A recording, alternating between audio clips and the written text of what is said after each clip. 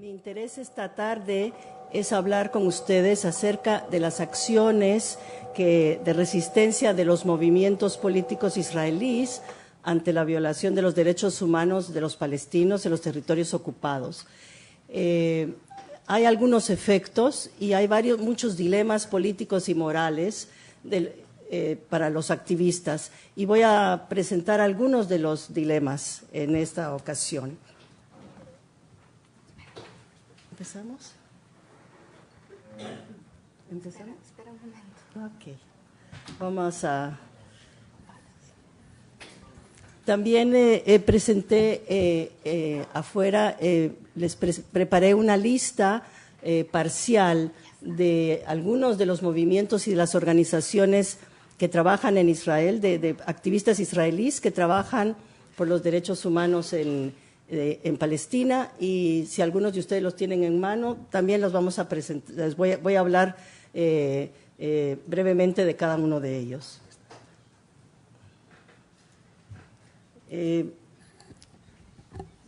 Israel mantiene una ocupación militar desde 1967 en los territorios ocupados. Esto ha sido determinado por las Naciones Unidas.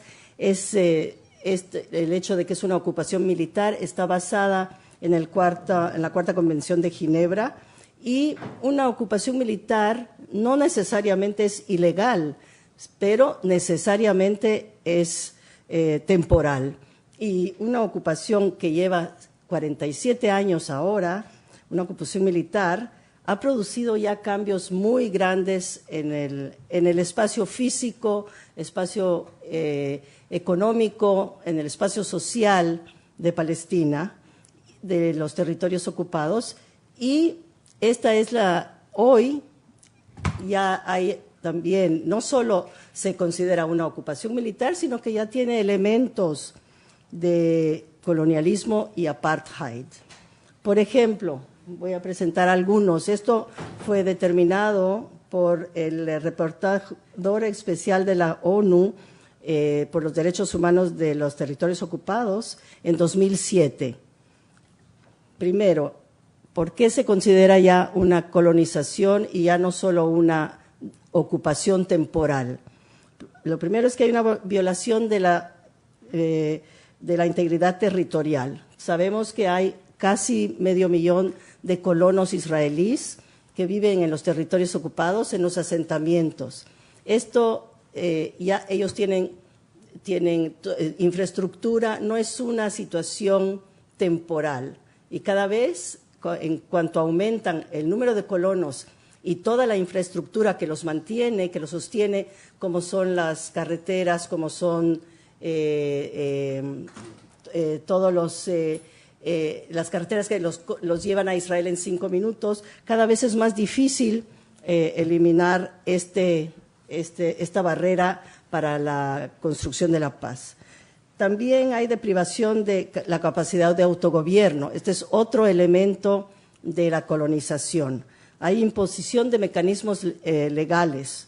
Por ejemplo, están las cortes militares y también están las órdenes militares. Las órdenes militares funcionan en cada aspecto de la vida diaria de los palestinos. Además, hay una integración de la economía del territorio ocupado con la del ocupante. El país ocupador, por supuesto, dicta los términos de esta integración. Los territorios ocupados son un mercado obligatorio. No tienen capacidad de exportar e importar de otro lugar más que de Israel. O sea, es un mercado abierto para Israel. También hay deprivación de soberanía permanente de los recursos naturales, sobre todo del agua y la tierra, que son tomados por los asentamientos israelíes. Y dentro de este contexto, que es una realidad más compleja de lo que sería una ocupación militar, los activistas israelíes se han organizado para resistir y denunciar las violaciones a los derechos humanos. Acá vemos traje un mapa, no sé si es necesario para ustedes, y en este mapa vemos tres realidades. La primera, el plan de partición, que fue lo que ustedes ven como el área en anaranjado, que era lo que sería Israel en 1947, el plan de partición de la ONU, y lo demás era para los palestinos. Del 48 al 49 ocurrió la guerra de lo que llama Israel la guerra de independencia y lo que los palestinos llaman la Nakba, y Israel ocupó lo que está en las líneas cortadas, y en 1949 se logró el armisticio y se estableció lo que es la línea verde, la línea del armisticio, las fronteras del armisticio, lo que nosotros llamamos las fronteras del 67, a lo cual todos los acuerdos internacionales y la ONU dicen, cuando dicen hay que regresar a la frontera del 47, es la frontera de la línea verde, que incluye la ribera occidental y la franja de Gaza con una conexión por tierra. Voy a hablar primeramente del movimiento Checkpoint Watch, que es el movimiento en el cual yo participo. Checkpoint en hebreo es Mahzom, el movimiento se llama Mahzom Watch, y ha funcionado desde el año 2001. Tres activistas, tres mujeres políticas que habían estado en Chiapas, viendo lo que ocurría en Chiapas, dijeron, vamos a ver lo que ocurre aquí al lado de nuestras casas en Jerusalén, y se fueron a la frontera entre Jerusalén y Belén. Y ahí empezaron a ver cómo empezaron a ponerse los puestos de control, a levantarse puestos de control. Los palestinos hasta ese entonces tenían acceso libre a Jerusalén, que es el centro social, político, económico de los palestinos, Jerusalén Oriental, que ese es el centro de los palestinos en toda la periferia de Jerusalén. Y en ese momento estas tres mujeres fueron a observar con el objeto de documentar y reportar lo que ocurría. En pocas semanas nos unimos otras 100 mujeres, yo entre ellas, y hoy el grupo, hubo épocas que éramos 400 mujeres, hoy somos más o menos 250 mujeres. Y también voy a explicar la situación de otras organizaciones que trabajan con los mismos objetivos, en el mismo ámbito y con las metas similares. Ahora, el objetivo, las metas de Checkpoint Watch son, primera es una meta política, abolir los puestos de control y terminar con la ocupación militar. Y la segunda es prevenir las violaciones de los derechos humanos. Lo que se hace en práctica es observar y documentar. Vamos por la mañana, cada día va un grupo de mujeres a aproximadamente 20 puestos de control, se observa lo que pasa, se documenta, se publica en la página web de la organización. También hacemos películas, lo que vamos a mostrar al final de esta plática es una de esas películas, y llevamos a gente que quiere ver lo que ocurre. La observación y la documentación son metas políticas, y la intervención de las autoridades es una meta más humanitaria. O sea, lo que hacemos cuando estamos allá en el checkpoint. Este es el puesto de control de Calandia, algunos de ustedes lo conocerán, que está entre Ramallah y Jerusalén Oriental. Yo tuve aproximadamente unos 400 semanas, estuve viendo el puesto de Calandia en los años que pasaron desde 2001 hasta ahora, y vi cómo fue cambiando la fisonomía de Calandia hasta llegar a lo que es hoy lo que le llaman terminales, que siguen siendo puestos de control con métodos más tecnológicos y menos contacto entre los soldados y los palestinos. Ahora, como les ofrecí al principio, yo voy a hablar de los dilemas. un poco presenté lo que es el grupo Checkpoint Watch, porque es el grupo en el cual yo participo y conozco más de adentro. Pero lo que me interesa explicarles a ustedes es cuáles son los dilemas de los activistas. No todo lo que hacemos tiene el resultado que nosotros queremos. En alguna medida, y nosotros nos preguntamos continuamente, ¿en qué medida estamos ayudando a la permanencia de la ocupación? ¿En qué medida estamos nosotros alimentando la ocupación con nuestras acciones? Es una pregunta moral y política muy importante y nos la preguntamos continuamente, no solo nosotros en Checkpoint Watch, sino que todas las organizaciones que trabajan en pro de los derechos humanos de los palestinos. Por un lado, la ayuda a los palestinos en los puestos de control hacen más humanos los mecanismos de la ocupación y, por tanto, convierten en más efectivos a la ocupación. También, al prevenir los casos más extremos de violaciones a los derechos humanos, las activistas pueden estar reforzando el sistema mismo. O sea, nosotros sabemos que las autoridades, cuando presentan sus reportes a la ONU, dicen, nosotros estamos colaborando con organizaciones de derechos humanos y si no han reportado alguna violación, quiere decir que no hay. O sea, usan nuestro trabajo. Ahora, y esto para la autoridad es legítimo, dicen, nosotros les dejamos que estén ahí, pero también ellos nos van a usar lo que nosotros hacemos. Ahora yo les voy a traer a ustedes un ejemplo de algo que me ocurrió a mí, en una de los turnos que estuve, fue antes de que el checkpoint fuera así, era cuando pasaban carros por todos lados, no estaba estructurado en esta forma, era un caótico, no había un edificio, los soldados se paraban a un lado, los carros pasaban por otro, y pasó un taxista y paró porque tenían que bajar dos mujeres mayores y muy grandes. Entonces se le dijeron, queremos bajar, él paró y empezaron a bajarse las mujeres muy despacio. Vino el policía y le empezó a gritar en hebreo, camine, y él, pero se están bajando, bueno, pare, bueno, camine, y pare. El soldado estaba muy, muy nervioso que algo podía pasar. Al fin de cuentas el soldado se enojó, agarró el rifle y le rompió el vidrio de la ventana trasera al palestino, al taxista. Yo vi esto y después de unos minutos vi que el taxista estaba parado a un lado. Entonces me fui y le pregunté, ¿qué está haciendo? Estoy esperando porque va a venir la patrulla de policía a pagarme el daño de la ventana. Entonces dije, bueno, llegaron los Reyes Magos, y Santa Claus cayó, esto no es posible, esto no ha ocurrido nunca.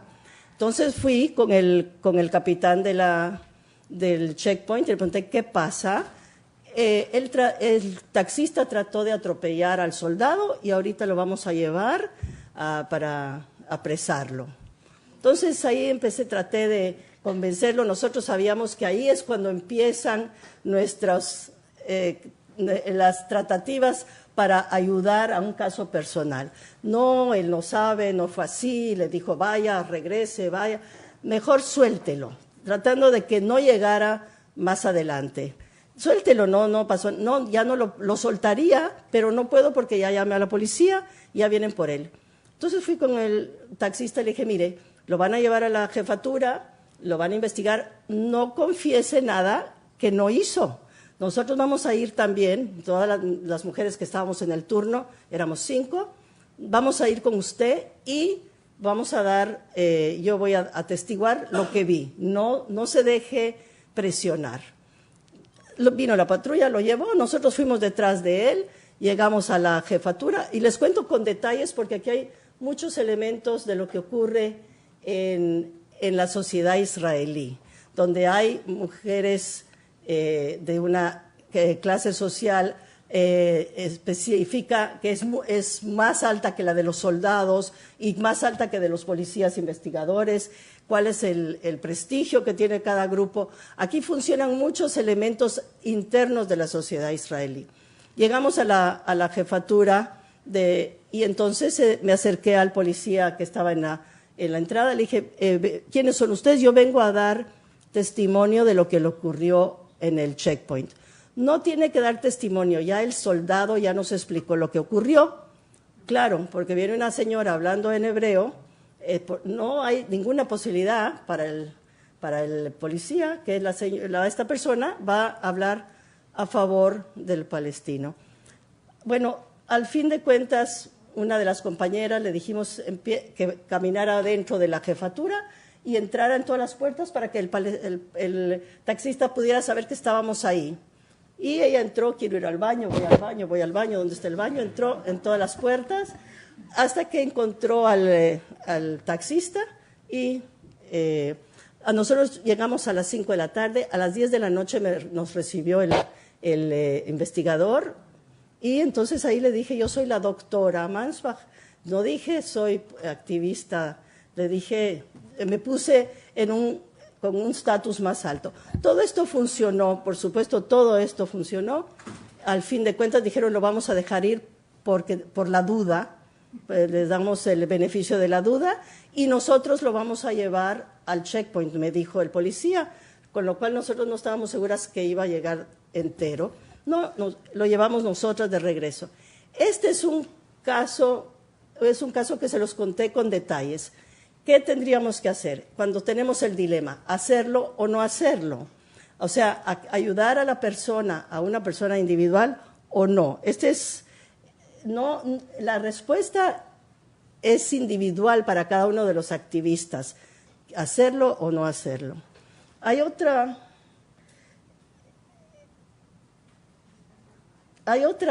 dilema que nos parece también importante presentar. O sea, nosotros somos un grupo de mujeres y vamos solo mujeres, porque pensamos que las mujeres tienen un diálogo diferente, tenemos un discurso diferente, no un discurso militar en esta situación, un discurso civil de ciudadanas que tienen posibilidad de presentar opciones políticas, no militares del todo. Entonces nosotras lo que hacemos en el checkpoint es, vamos como mujeres que cuidan los derechos humanos, que cuidan a los palestinos. Esta decisión consciente de las activistas de dirigir el cuidado a los palestinos y no a los soldados desafía la deshumanización de los palestinos por parte de la sociedad israelí. Nosotros pensamos que podemos usar estratégicamente el hecho de que la sociedad nos ve como algo instintivo que las mujeres cuiden a los demás, al otro. Ese es el trabajo de la mujer, ser la madre, cuidar al otro. Pero en este caso no estamos cuidando a quien la sociedad israelí esperaría que cuidemos, que es a los soldados. Y de hecho esa es la crítica. ¿Por qué van al checkpoint y no cuidan a los soldados? ¿Por qué no les traen comida a los soldados? ¿Por qué van y cuidan a los palestinos? Los palestinos son el enemigo. Pero por otro lado, también nos disculpan esta actividad, esta acción, porque somos mujeres y no podemos evitar cuidar a los otros. Es una cosa instintiva, supuestamente. Entonces, nosotros usamos esta posibilidad para trabajar contra la deshumanización de los palestinos. También cuando estamos allá, aunque no podamos hacer nada, aunque no ayudemos a nadie, es una forma de decir, yo reconozco tu sufrimiento, yo estoy aquí solidaria con lo que está pasando. Y por otro lado, muchas veces decimos, cuando venga la paz, los palestinos van a tener con quién hablar. Les estamos dando una esperanza de que hay gente con quien podrán hablar en el futuro. Ahora, también el rol de las mujeres en el contexto del conflicto palestino-israelí cuando el crecimiento demográfico es una amenaza demográfica, entonces tener hijos, ser madre, es una de las beneficios de lo que se ve como el rol de la mujer en Israel. Ahora quiero presentar, el Checkpoint Watch se enfoca sobre el derecho a la libertad de movimiento, pero hay también otros organismos que trabajan sobre otros derechos humanos. Tenemos a Yesh Din, que es una organización muy importante de voluntarios por los derechos humanos. La meta principal de ellos es monitorear la implementación de la obligación que tienen las autoridades israelíes de proteger a los palestinos civiles que están bajo su dominio militar en los territorios ocupados. Ellos especialmente trabajan sobre el uso de tierras,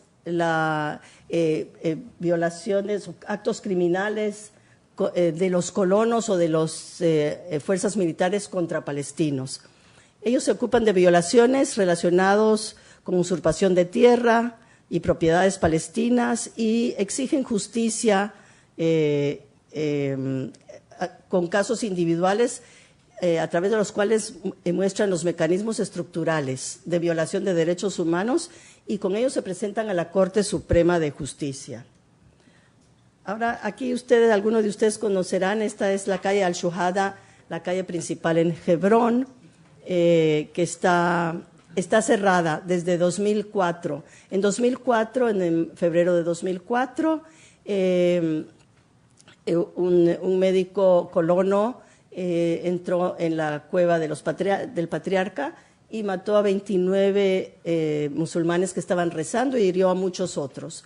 En ese momento hubo muchos llamados a Rabin, que era el primer ministro, de sacar a los colonos. Era el momento, había habido una crisis muy clara quién eran los perpetradores del crimen y quiénes eran las víctimas. El pueblo de Israel estaba dispuesto a que en ese momento se sacara a los colonos de Hebrón. Rabin optó por hacer lo contrario. Dejó a los colonos, pero dijo que había mucho peligro para los colonos, puesto que la población estaba muy enojada. Entonces cerró el mercado central palestino de Hebrón y les dejó que las calles estuvieran libres y a salvo para los colonos judíos. Ahora, ¿qué es lo que es en esto? Esto es un dilema. Esto se los presento porque es uno de los dilemas que tiene el grupo Yesh Din. ¿Acudir a las cortes israelíes o no? Muchas de las campañas legales contra las prácticas y políticas gubernamentales de regímenes que violan los derechos humanos en gran escala se luchan internamente a través de las instituciones del régimen mismo. La conquista militar del West Bank y la Franja de Gaza dejó a millones de palestinos bajo el régimen militar y desprovistos de derechos civiles. En 1972, la Corte Suprema de Israel dictamentó que su poder judicial se extendía más allá de las fronteras del Estado y se podría examinar los hechos de militares y de administración civil en los territorios ocupados. Casi siempre, lo que se sabe, que cuando la Corte Suprema de Justicia tiene que interpretar la ley internacional o establecer límites de la autoridad o declarar la legalidad de alguna política de la Corte siempre, casi siempre, fortalece el poder de la comandancia militar y legitima las decisiones. Ahora, entonces, ¿por qué? Si sabemos todo esto, ¿por qué acudir? O sea, por un lado, la Corte ha hecho dos decisiones muy importantes. Cuando se fue a la Corte, los grupos de derechos humanos fueron a la Corte para que dictamentara la ilegalidad de las colonias judías en los territorios ocupados. Esto en base a la ley internacional. La Corte Suprema dijo, eso es una decisión política, nosotros no vamos a tomar ninguna decisión al respecto, pero si en la colonia los colonos están en tierra privada palestina, les vamos a decir que se quiten. O, en otro caso, el muro fue declarado ilegal en 2004 por la Corte de la Haya. Pero la Corte Suprema de Israel dijo, no, nosotros no lo vamos a declarar ilegal, es una cuestión de seguridad, pero si está quitándole mucha tierra, 8 dúnam a un palestino, vamos a quitarle solo 4 dúnam, vamos a hacer una nueva ruta. O sea, la Corte Suprema redefine lo que es, lo que se puede juzgar y lo que no. Con respecto a la calle Shuhada que vimos anteriormente, lo que hizo la Corte Suprema fue otra cosa. Dijo, la Cuarta Convención de Ginebra dice que la población bajo ocupación tiene que ser protegida por el ocupador.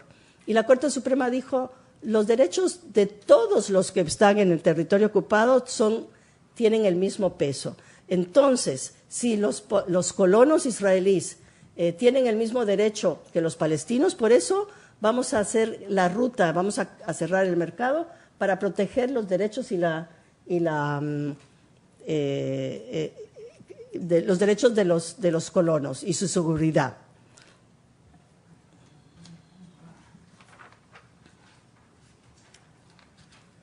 Ahora, hay casos contados en los cuales la Corte decide a favor de los palestinos y esto fortalece la demanda de intentar la ruta legislativa.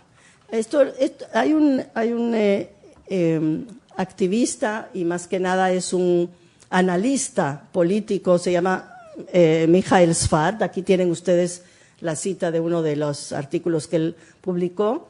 Él y también como Daniela Mansbach, que también hace análisis político, ellos nos informan y nos alimentan a los activistas, ellos nos explican qué es lo que estamos haciendo. Y como decía Kurt Lewin en el 1950, un psicólogo social, no hay nada más práctico que una buena teoría.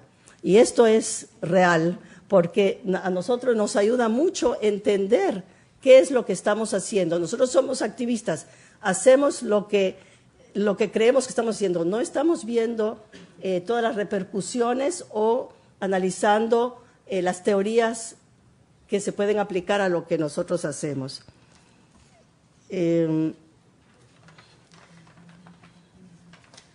Quiero leerles una cosa que ha dicho Michael Sfard, porque es muy, muy interesante. Según él, la Corte Suprema de Justicia se ha convertido en el espacio principal en el cual se lleva a cabo la lucha contra la violación de los derechos humanos de los palestinos. El estudio de casos relacionados a la ocupación han mostrado que siempre que la Corte Suprema tiene que interpretar la ley internacional, establecer los límites de la autoridad o declarar la legalidad de alguna política, esta fortalece el poder de la comandancia militar, legitima sus decisiones y deja desprotegidos los derechos básicos de los palestinos. Sfard sostiene que el drama se repite ya por más de 41 años con el mismo escenario desde que la Corte Suprema tomó injerencia sobre los territorios ocupados. ¿Y cuál es el escenario? Los militares introducen nuevos medios de dominación y exigen nuevos tipos de poder. Y los palestinos presentan peticiones desafiando la legalidad de este poder y esos medios a través de sus representantes legales. El dilema de los activistas y representantes legales se da ya que, por un lado, saben que en lugar de combatir abusos, el litigio podría llevar a una renegociación de la violación a través de la ley y en tal caso el poder legitimador de la ley sería beneficioso para el régimen. Y es que la legitimidad, en el caso de Israel, respecto a los territorios ocupados, tiene gran demanda, pero poca oferta, hay poca legitimidad. Así que el régimen, aún en la Corte Suprema, están dispuestos a dar algunos derechos y este es el otro lado de la moneda, por lo cual se acude a la Corte Suprema, y en algunas contadas veces la Corte Suprema llega a un compromiso que puede favorecer a palestinos particulares, como en el caso que les expliqué del cambio de la ruta del muro. Ahora, las cortes militares. Las cortes militares tienen injerencia sobre muchas cosas actualmente. También, o sea, los castigos que las cortes militares dan son absolutamente, sin medida alguna, mucho más fuertes que lo que sería una corte civil, también para niños, también para adolescentes, para adultos. Tirar una piedra son 2 años de cárcel, y la cantidad de gente que resulta culpable en las cortes militares es arriba del 98%. Ahora, ¿por qué siguen los abogados yendo a las cortes militares a sabiendas de que esta es la realidad? Nosotros tenemos en el Checkpoint Watch tenemos vamos a observar también las cortes militares, y sabemos que ha habido movimientos de abogados palestinos que quieren boicotear el trabajo, la corte, no quieren darle legitimidad. Ustedes no son legítimos para nosotros no nos presentamos a las cortes militares. Y ahí vienen los padres de los chicos tocando las puertas, exigiendo que se les represente, porque también un día menos de cárcel es muy importante para un padre con respecto al hijo. Es muy difícil oponerse a los que quieren que sus hijos sean representados. Entonces, ese es un dilema, ese es otro de los dilemas. Voy a decir un último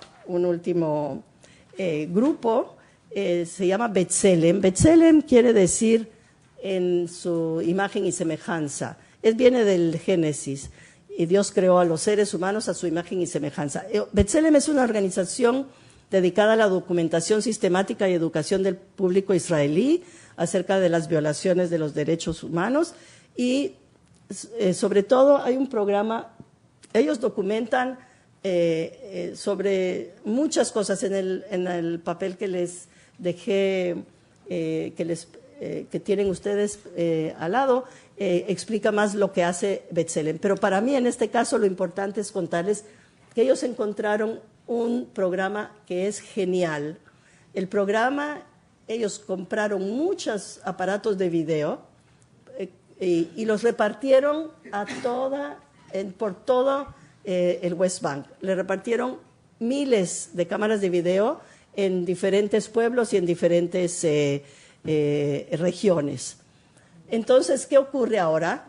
Ocurre que cuando hay algo pasa, los palestinos, ellos toman las fotos, ellos documentan, ellos son los que tienen en su mano el poder de documentar. O sea, aquí, en este caso, se sobrepusieron a uno de los dilemas. El dilema que sería, ¿cuál testimonio es el que vale? ¿El testimonio externo o el testimonio interno?